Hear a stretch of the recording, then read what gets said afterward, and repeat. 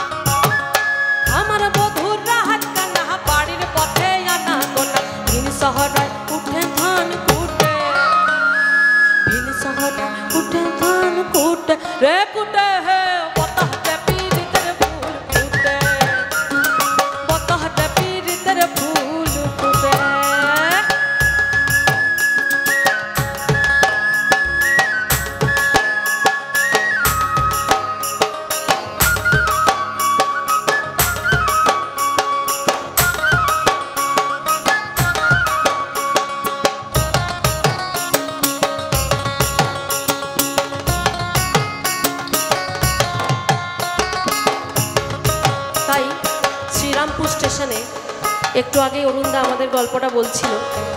Serampore station মহুয়া গাছ, সেখানে কবি অরুণ চট্টোপাধ্যায় দেখছেন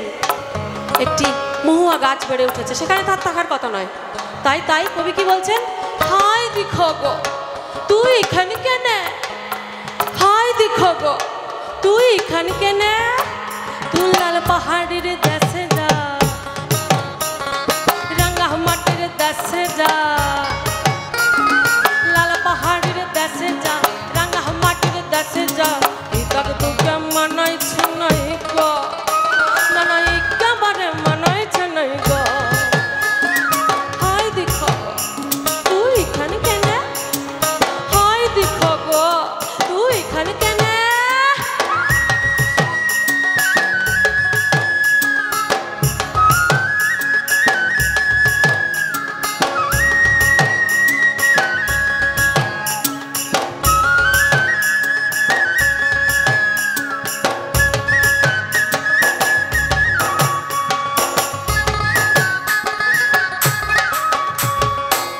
পাহাড়ের দেশে যাবি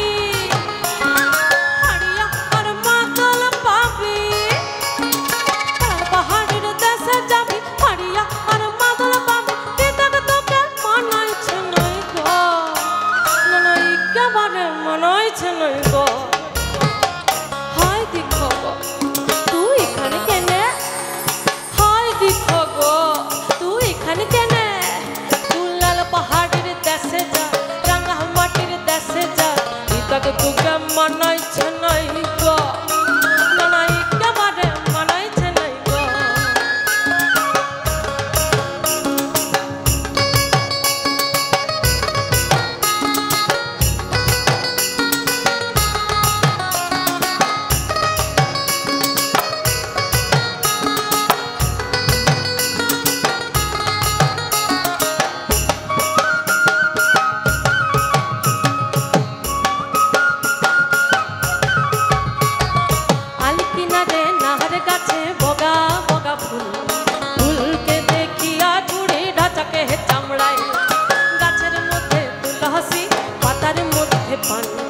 সাদা সাহেব ফাঁকি দিয়া চালাইলি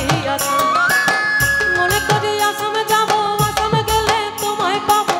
বাবু বলে কাম কাম সাহেব বলে ধরিয়া সরদার বলে লিব পিঠের দাম হে যদুরা ফাঁকি দিয়া চালাইলি